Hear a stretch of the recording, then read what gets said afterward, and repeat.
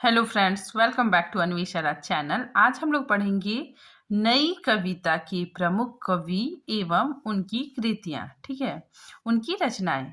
तो आज हम लोग जो नई कविता के जो प्रमुख कवि है, ठीक है, और उनकी जो रचनाएं हैं, ठीक है, उनकी जो कृतियां हैं, उनके उसको पूरे डिटेल से पढ़ेंगे। ठीक है, चलिए आइए पढ़ना स्टार्ट करते हैं। ये जो टॉपिक है ये यूजीसी नेट के सिलेबस में है, तो हम लोग इस टॉपिक को पूरे विस्तार से पढ़ेंगे। ठीक है, देखिए सबसे पहले अज्ञेय। ठीक है, तो अज्ञेय जी का पूरा नाम सच्चिदानंद हीरानंद वात्स्यायन अज्ञेय है और इनका जन्म 7 मार्च 1911 ईस्वी में हुआ था। ठीक है, और इनकी मृत्यु 4 अप्रैल 1987 ईस्वी में हुई। ठीक है, फिर आगे देखिए इनको मतलब अज्ञेय नाम, ठीक है, अज्ञेय नाम कैसे मिला। देखिए, इनका अज्ञेय नामकरण प्रेमचंद्र और जैनेन्द्र ने किया था। ठीक है, अब देखिए इनकी प्रमुख काव्य कृतियां देखते हैं। ठीक है, काफी इंपॉर्टेंट है। देखिए जो हाईलाइट किया गया है, ठीक है, जो हाईलाइट किया है वो काफी इंपॉर्टेंट है, तो देख लीजिए। ठीक है, सबसे पहले भग्न दूत। ठीक है, ये काफी इंपॉर्टेंट है। भग्न दूत 1933 ईस्वी में इसका प्रकाशन हुआ। ठीक है, नेक्स्ट चिंता इस्तलम, ठीक है, 1986 ईस्वी में इसका प्रकाशन हुआ। ठीक है, फिर नेक्स्ट हरी घास पर क्षण भर। ठीक है, फिर नेक्स्ट देखिए बावरा अहेरी। नेक्स्ट इंद्रधनुष रोंदे हुए। ठीक है, फिर अरि ओ करुणा प्रभाव में आंगन के पार द्वार। ठीक है, तो ये सारी इनकी प्रमुख रचनाएं हैं। ठीक है, नेक्स्ट देखिए पूर्वा सुनहले सेवाल कितनी नावों में कितनी बार। ठीक है, ये बहुत इंपॉर्टेंट है। ठीक है, ये पूछा जाता है ये रचना किसकी है, तो अज्ञेय जी की रचना है। ठीक है, तो कितनी नावों में कितनी बार। नेक्स्ट देखिए क्योंकि मैं उसे जानता हूँ और सागर मुद्रा। ठीक है, ये याद रखिएगा आप लोग, कितनी नावों में कितनी बार। नेक्स्ट देखिए पहले मैं सन्नाटा बुनता हूँ। ठीक है, नेक्स्ट महावृक्ष के नीचे नदी की बाग पर छाया। ठीक है, 1981 ईस्वी में इसका प्रकाशन हुआ। इधर जो डेट डाला हुआ है, ठीक है, वो प्रकाशन वर्ष है। नेक्स्ट देखिए ऐसा कोई घर आपने देखा है। ठीक है, ये इनकी अंतिम रचना थी। अब इनकी प्रमुख कहानी संग्रह देखते हैं। ठीक है, तो देखिए इनकी प्रमुख कहानी संग्रह विपथगाम, परंपरा, कोठरी की बात, शरणार्थी, जयदौल, अमर वलरी, नेक्स्ट ये तेरे प्रतिरूप और कड़ियाँ। ठीक है, और इधर जो डेट डाला हुआ है, ठीक है, ये प्रकाशन वर्ष है। ठीक है, फिर इनके द्वारा रचित कुछ महत्वपूर्ण उपन्यास। ठीक है, तो देखिए शेखर एक जीवनी, ये काफी इंपॉर्टेंट है। ठीक है, ये इनकी जो रचना है ये काफी प्रसिद्ध हुई। शेखर एक जीवनी, इसका प्रथम भाग का प्रकाशन 1941 ईस्वी में हुआ। ठीक है, फिर द्वितीय भाग, ठीक है, दूसरे भाग का प्रकाशन 1944 ईस्वी में हुआ। ठीक है, नेक्स्ट देखिए नदी के दीप 1945 ईस्वी में इसका प्रकाशन हुआ। फिर अपने अपने अजनबी, ठीक है, 1961 ईस्वी में प्रकाशन हुआ। ठीक है, फिर इनके द्वारा रचित यात्रा संस्मरण। ठीक है, तो देखिए अरे यायावर रहेगा याद, ठीक है, 1953 ईस्वी में इसका प्रकाशन हुआ। एक बूंद सहसा उछली, ये 1960 ईस्वी में इसका प्रकाशन हुआ। देखिए पत्र पत्रिकाएं, ठीक है, मतलब इन्होंने पत्र पत्रिकाओं का भी संपादन किया। ठीक है, तो देखिए सैनिक पत्रिका का भी प्रकाशन किया 1936 ईस्वी में। विशाल भारत, ठीक है, 1938 ईस्वी में। प्रतीक पत्रिका, थॉट पत्रिका, ठीक है, 1938 ईस्वी में। ठीक है, इसे मार्टिन रसेल के साथ, ठीक है, ये जो मार्टिन रसेल है, ठीक है, इनके साथ मिलकर प्रकाशन किया। ठीक है, नेक्स्ट देखिए दिनमान पत्रिका का प्रकाशन, नया प्रतीक का प्रकाशन, ठीक है, 1952 ईस्वी में। नभाटा पत्रिका का प्रकाशन इन्होंने 1987 ईस्वी में किया। ठीक है, अब देखिए संपादन, ठीक है, कुछ और का संपादन इन्होंने किया। देखिए तार सप्तक का संपादन इन्होंने किया। ठीक है, अज्ञेय जी ने। फिर दूसरा सप्तक, तीसरा सप्तक, चौथा सप्तक, ठीक है, और रूपांबर इनके द्वारा संपादित काव्य संकलन है। ठीक है, तो इसका भी इन्होंने संपादन कार्य किया। अब देखिए सम्मान और पुरस्कार। ठीक है, देखिए आंगन के पार द्वार को, ठीक है, साहित्य अकादमी पुरस्कार 1962 ईस्वी में मिला। ठीक है, तो इस रचना पे, ठीक है, इन्हें साहित्य अकादमी पुरस्कार 1962 ईस्वी में मिला। ठीक है, फिर देखिए कितनी नाव में कितनी बार, ठीक है, इस रचना पर भी इन्हें ज्ञानपीठ पुरस्कार मिला। ठीक है, अब देखिए नेक्स्ट कवि हम लोग पढ़ते हैं गजानन माधव मुक्ति बोध। ठीक है, इनका जन्म 13 नवंबर 1917 ईस्वी में हुआ। ठीक है, और इनकी मृत्यु 11 सितंबर 1964 ईस्वी में हुई। ठीक है, अब इनके द्वारा रचित काव्य संग्रह, ठीक है, ये दोनों बहुत इंपॉर्टेंट है। ठीक है, पूछा भी जाता है कि चांद का मुंह टेढ़ा किनके द्वारा रचित है, तो मुक्तिबोध द्वारा रचित है। ठीक है, फिर भूरी भूरी राख, भूरी भूरी खाक धूल। ठीक है, ये दोनों रचना काफी इंपॉर्टेंट है। तो चांद का मुंह टेढ़ा 1964 ईस्वी में इसका प्रकाशन हुआ। ठीक है, और भूरी भूरी खाक धूल 1980 ईस्वी में इसका प्रकाशन हुआ। ठीक है, अब इनके द्वारा रचित आलोचनात्मक रचनाएं देखते हैं। ठीक है, तो देखिए रचना कौन कौन सा है। देखिए कामायनी एक पुनर्विचार। ठीक है, ये भी काफी इंपॉर्टेंट है। ठीक है, पूछा जाता है। ठीक है, 1952 ईस्वी में इसका प्रकाशन हुआ।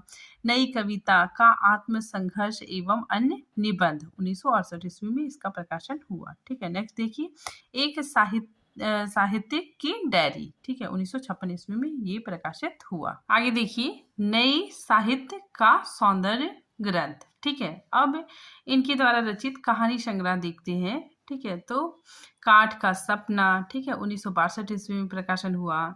सतह से उठता आदमी, ठीक है, ये भी काफी इंपॉर्टेंट है, पूछा जाता है। ठीक है, ये किनकी रचना है, तो सतह से उठता आदमी 1971 ईस्वी में इसका प्रकाशन हुआ। ठीक है, अब देखते हैं उपन्यास। ठीक है, इनके द्वारा रचित उपन्यास विपात्र है। ठीक है, अब देखिए निबंध संग्रह। ठीक है, तो इन्होंने निबंध भी लिखे।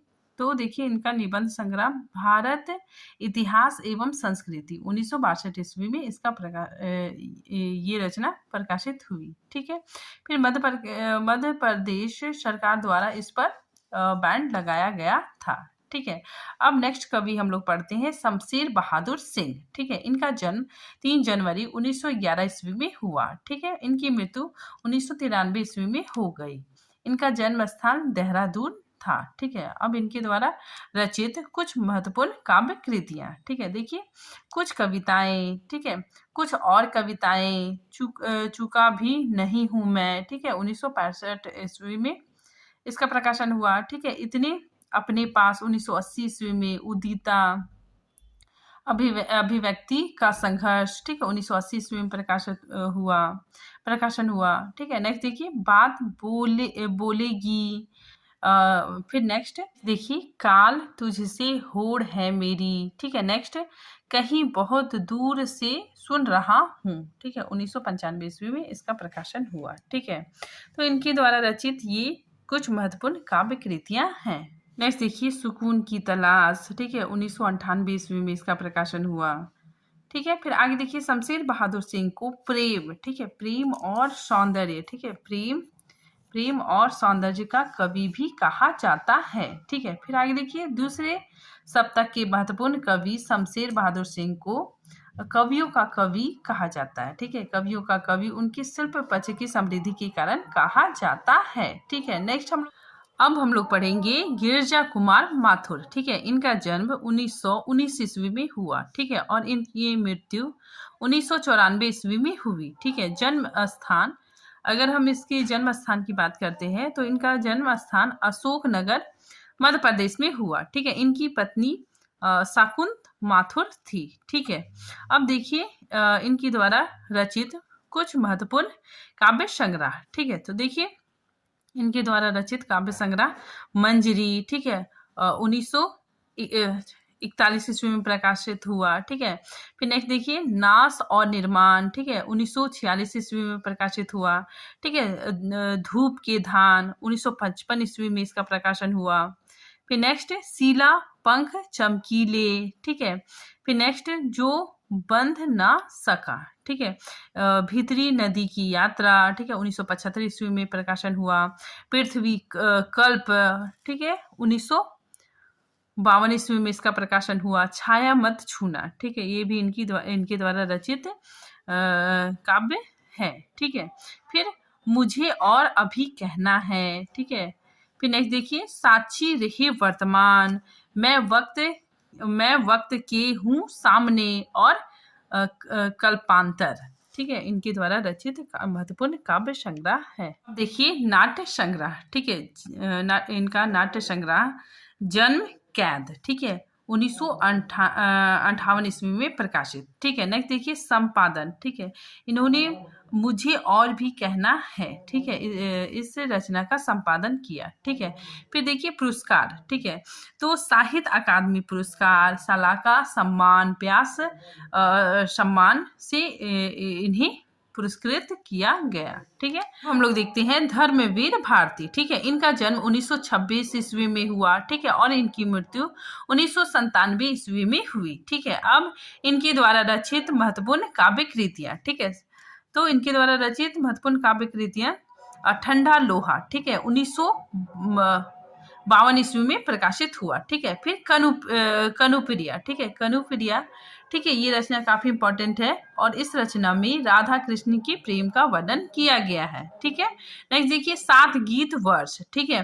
फिर अंधा युग, ठीक है, अंधा युग भी काफी इंपॉर्टेंट है, ठीक है, पूछा जाता है अंधा युग किसकी रचना है, तो अंधा युग धर्मवीर भारती की रचना है, ठीक है, और ये 1955 ईस्वी में इसका प्रकाशन हुआ, ठीक है। नेक्स्ट देखिए देशांतर, ठीक है, देशांतर 1960 ईस्वी में इसका प्रकाशन हुआ, ठीक है। तो धर्मवीर भारती का अंधा युग, ठीक है, कनुप्रिया, ठंडा लोहा और देशांतर, ये सब महत्वपूर्ण रचनाएं हैं, ठीक है। अब देखते हैं इनके द्वारा रचित महत्वपूर्ण उपन्यास, ठीक है, तो देखिए गुनाहों का देवता, बहुत इंपॉर्टेंट है ये सब, ठीक है, तो गुनाहों का देवता, सूरज का 7वां घोड़ा, ठीक है, 1952 ईस्वी में इसका प्रकाशन हुआ, ठीक है, तो ये दोनों काफी इंपॉर्टेंट है, गुनाहों का देवता और सूरज का 7वां घोड़ा, ठीक है। नेक्स्ट देखिए 11 सपनों का देश, ठीक है, 1960 ईस्वी में प्रकाशित हुआ। अब हम लोग देखते हैं कहानी, इनके द्वारा रचित महत्वपूर्ण कहानी, ठीक है, तो देखिए चांद और टूटे हुए लोग, ठीक है, 1955 ईस्वी में इसका प्रकाशन हुआ, ठीक है, और बंद गली का आखिरी मकान, ठीक है, तो ये दो कहानियां काफी इंपॉर्टेंट है, ठीक है, पूछा जाता है, ठीक है, तो ये दो कहानी काफी प्रसिद्ध भी हुआ, ठीक है। तो चांद और टूटे हुए लोग 1955 ईस्वी में इसका प्रकाशन हुआ, और बंद गली का आखिरी मकान 1969 ईस्वी में प्रकाशित हुआ। नेक्स्ट देखिए मुर्दों का गांव, ठीक है, फिर स्वर्ग और पृथ्वी, ठीक है, ये इनकी महत्वपूर्ण कहानियां हैं, ठीक है। नेक्स्ट देखिए निबंध और समीक्षा, ठीक है, निबंध और समीक्षा में ठेले पर हिमालय, मानव मूल्य और साहित्य, सिद्ध साहित्य, कहनी अनकहनी, पश्यंती, प्रगतिवाद एक समीक्षा, ठीक है, तो ये इनके द्वारा रचित निबंध और समीक्षा है। अब हम लोग देखते हैं भवानी प्रसाद मिश्र, ठीक है, इनका जन्म 1914 ईस्वी में हुआ और इनकी मृत्यु 1885 ईस्वी में हुई, ठीक है। अब इनके द्वारा रचित काव्य संग्रह, ठीक है, सबसे पहले गीत फरोज, ठीक है, 1956 ईस्वी में इसका प्रकाशन हुआ, ठीक है, प्रथम काव्य संग्रह, ये क्या है इनका प्रथम काव्य संग्रह, बहुत इंपॉर्टेंट है, ठीक है, पूछा जाता है कि गीत फरोश किसकी रचना है, तो भवानी प्रसाद मिश्र की है, ठीक है, और इस रचना में इन्हें काफी ज्यादा प्रसिद्धि मिली, ठीक है, गीत फरोश। नेक्स्ट देखिए चकित है दुख, ठीक है, फिर नेक्स्ट अंधेरी कविताएं, ठीक है, फिर बुनी हुई रस्सी, खुशबू के शिलालेख, मानसरोवर दिन, परिवर्तन जिए, ठीक है, ये कोहरे मेरे हैं, फिर कालजयी, ठीक है, कालजयी 1980 ईस्वी में इसका प्रकाशन हुआ, और ये एक खंड काव्य है, ठीक है, तो ये काफी इंपॉर्टेंट है। फिर इनके द्वारा रचित महत्वपूर्ण कविताएं, ठीक है, अब इनके द्वारा रचित महत्वपूर्ण कविताएं कौन कौन है, देखिए सतपुड़ा का जंगल, ठीक है, ये भी काफी इंपॉर्टेंट है, सतपुड़ा का जंगल, गीत फरोश, टूटने का सुख, कमल का फूल, ठीक है, कमल का फूल, असाधारण, स्नेह पथ आदि, ठीक है। फिर नेक्स्ट देखिए निबंध संग्रह, ठीक है, निबंध संग्रह इनका निबंध संग्रह कुछ नीति और कुछ राजनीति है। अब देखिए संस्मरण, ठीक है, तो इनके द्वारा रचित संस्मरण जिन्होंने मुझे रचा, ठीक है, 1980 ईस्वी में प्रकाशित हुआ, ठीक है। अब देखिए इन्होंने कुछ पत्रिकाओं का संपादन भी किया। तो संपादित पत्रिकाएं कौन कौन थी, देखिए विचार पत्रिका, कल्पना, गांधी मार्ग, ठीक है, 1961 ईस्वी में, गंगांचल, ठीक है, फिर गांधी वाङ्मय, ठीक है। फिर देखिए गांधी वाङ्मय के संपादन में महत्वपूर्ण भूमिका इन्होंने निभाई। नेक्स्ट देखिए सर्वेश्वर दयाल सक्सेना, ठीक है, इनका जन्म 25 सितंबर 1927 ईस्वी में हुआ, ठीक है, और इनकी मृत्यु 23 सितंबर 1983 ईस्वी में हुई, ठीक है। अब इनके द्वारा रचित कुछ महत्वपूर्ण काव्य संग्रह, ठीक है, तो देखिए काठ की घंटियां, ठीक है, बांस का पुल, एक सुनी नाव, गर्म हवाएं, कुआनो नदी, जंगल का दर्द, ठीक है, खूटियों पर टंगे लोग, ठीक है, ये काफी महत्वपूर्ण रचना है, ठीक है, खूटियों पर टंगे लोग 1982 ईस्वी में प्रकाशित हुआ, ठीक है, और साथ ही इस रचना पर इन्हें साहित्य अकादमी पुरस्कार मिला, ठीक है। फिर आगे देखिए कोई मेरे साथ चले, ठीक है, 1885 ईस्वी में प्रकाशित हुआ, ठीक है। फिर इनके द्वारा रचित उपन्यास, ठीक है, तो पागल कुत्तों का मसीहा, सोया हुआ जल और सड़क, ठीक है, तो ये इनके द्वारा रचित महत्वपूर्ण उपन्यास है, ठीक है। फिर नेक्स्ट देखिए नाट्य कृति, ठीक है, बकरी नाट्य पर इन्हें बहुत ज़्यादा प्रसिद्धि मिली, ठीक है, तो बकरी नाट्य मतलब अभी भी इसको नाटक के थ्रू रचा जाता है, ठीक है। तो बकरी 1974 ईस्वी में ये प्रकाशित हुआ, ठीक है। फिर लड़ाई, अब गरीबी हटाओ, ठीक है, 1981 ईस्वी में प्रकाशित। रूपमती, बाज बहादुर, होली, धूम मचा री, ठीक है, तो ये इनके द्वारा रचित नाट्य कृतियां हैं, ठीक है। इन्होंने कुछ पत्रिकाओं का संपादन भी किया, ठीक है, जैसे दिनमान, ठीक है, दिनमान पत्रिका का संपादन इन्होंने 1969 ईस्वी से 1982 ईस्वी तक की, ठीक है। फिर प्राग पत्रिका का प्रकाशन 1982 से 1983 ईस्वी तक की, ठीक है। नेक्स्ट हम लोग देखते हैं नेक्स्ट कवि रघुवीर सहाय, ठीक है, इनका जन्म 9 दिसंबर 1929 ईस्वी में हुआ और इनकी मृत्यु 30 सितंबर 1990 ईस्वी में हुई, ठीक है। इनके द्वारा रचित महत्वपूर्ण काव्य कृतियां, ठीक है, देखिए सीढ़ियों का धूप में, ठीक है, ये 1960 ईस्वी में प्रकाशित हुआ। आत्महत्या के विरोध, हंसो हंसो जल्दी हंसो, लोग भूल गए हैं, कुछ पत्ते कुछ चींटियां, ठीक है, एक समय था, ठीक है, 1994 ईस्वी में ये प्रकाशित हुआ, ठीक है। तो ये इनके द्वारा रचित महत्वपूर्ण काव्य कृतियां हैं, ठीक है। और इन्होंने कुछ पत्रिकाओं का संपादन भी किया, ठीक है, नौ जीवन और प्रतीक, ठीक है। फिर कहानी संग्रह, ठीक है, तो इनका कहानी संग्रह रास्ता इधर से। अब हम लोग देखते हैं कुंवर नारायण, ठीक है, तो कुंवर नारायण का जन्म 19 सितंबर 1927 ईस्वी में हुई और इनकी मृत्यु 15 नवंबर 2017 ईस्वी में हुई, ठीक है। और इनके द्वारा रचित काव्य संग्रह चक्रव्यूह, ठीक है, 1956 ईस्वी में प्रकाशित हुआ। परिवेश हम तुम, ठीक है, 1961 ईस्वी में प्रकाशित हुआ। अपने सामने कोई दूसरा नहीं, इन दिनों, ठीक है। फिर हंसिए का गवाह, ठीक है, 2009 में प्रकाशन हुआ। ना सीमाएं ना दूरियां, ठीक है।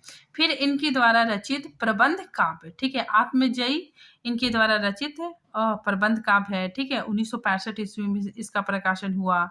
नेक्स्ट देखिए वाजश्रवा के बहाने 2008 ईस्वी में इसका प्रकाशन हुआ, ठीक है। अब इनके द्वारा रचित कहानी संग्रह आकारों के आसपास, ठीक है। फिर आलोचना साहित्य, ठीक है, इन्होंने कुछ आलोचनात्मक ग्रंथ भी लिखे, तो आलोचना साहित्य आज और आज से पहले, ठीक है, मेरे साक्षात्कार, ठीक। अब हम लोग नरेश मेहता जी के बारे में पढ़ते हैं, ठीक है। इनका जन्म 1922 ईस्वी में हुआ और इनकी मृत्यु 2000 ईस्वी में हुई, ठीक है। इनके द्वारा रचित महत्वपूर्ण काव्य कृतियां वन पखी सुनो, बोलने दो चिड़ को, ठीक है। नेक्स्ट पिछले दिनों नंगे पैरों, ठीक है, मेरे समर्पित एकांत, ठीक है। नेक्स्ट उत्साह, ठीक है।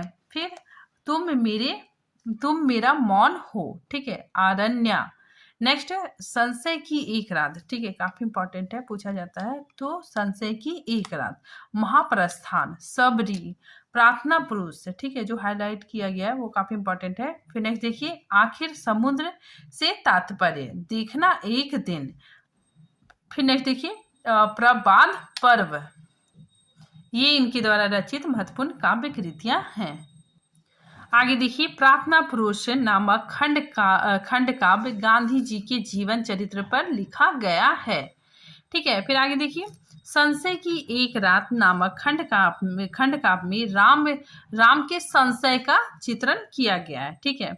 इसमें राम संदेह करते हैं कि क्या सीता के लिए संहार करना उचित है, ठीक है। मतलब राम सोचते हैं कि क्या सीता के लिए युद्ध करना उचित है। यह संशय राम के मन में उठा और फिर उन्होंने सोचा कि युद्ध सीता के लिए नहीं, प्रजा के लिए करना आवश्यक है, ठीक है। तो राम जी सोचते हैं कि ये युद्ध सीता के लिए नहीं बल्कि पूरी प्रजा के लिए आवश्यक है, ठीक है। फिर देखिए, इनके द्वारा रचित महत्वपूर्ण खंड काव्य कौन कौन है। संशय की एक रात, ठीक है, 1962 ईस्वी में प्रकाशित हुआ। महाप्रस्थान, प्रबाद पर्व, सबरी, प्रार्थना पुरुष, ठीक है। तो ये इनके द्वारा रचित महत्वपूर्ण खंड काव्य है, ठीक है। अब देखिए, इनके द्वारा रचित महत्वपूर्ण कहानियां। तथापि, ठीक है, 1962 ईस्वी में प्रकाशित हुआ। फिर एक समर्पित महिला, जलधर, निशा जी, बंद छवि, ठीक है। तो ये इनके द्वारा रचित महत्वपूर्ण कहानियां हैं, ठीक है। तो आज ये टॉपिक यहीं पे खत्म होता है, ठीक है। अगर आपका कोई प्रश्न है तो आप कमेंट बॉक्स में पूछ सकते हैं। तो मिलते हैं नेक्स्ट टॉपिक के साथ, तब तक के लिए थैंक यू।